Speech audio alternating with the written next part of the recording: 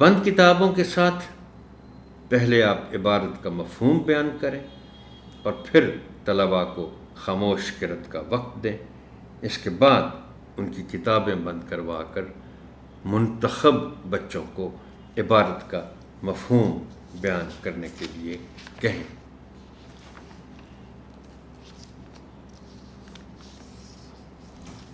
اب مفہوم بتاتے ہوئے دیکھیے، یہ جو اس سبق کا متن ہے اس میں تو ایک عمومی تصویر کھینچی گئی ہے قائد اعظم محمد علی جناح رحمۃ اللہ علیہ کی، تو لیکن پھر بھی تقریباً ان کی ساری زندگی کو کور کر دیا گیا ہے.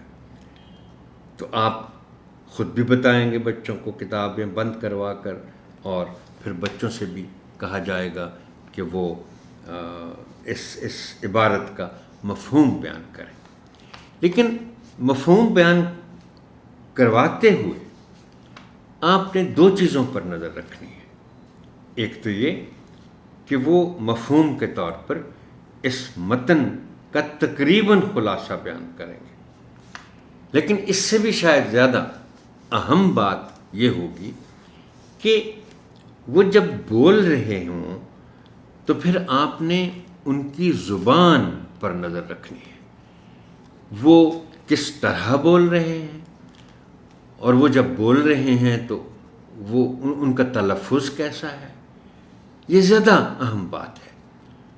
مقصد صرف یہ نہیں ہے کہ کیا انہوں نے جو قائد اعظم کے بارے میں جو باتیں پڑھی ہیں اس متن میں کیا ان کو یاد بھی ہیں کہ نہیں.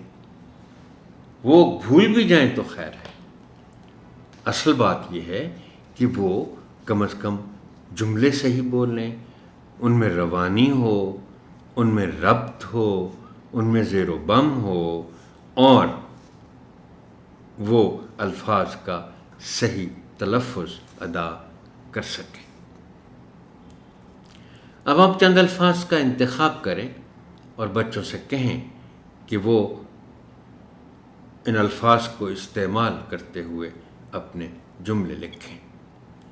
آپ ان کے جملوں کی اصلاح کریں اور پھر نمونے کے طور پر خود بھی ان الفاظ کے جملے بنائیں اور تختہ تحریر پر لکھیں.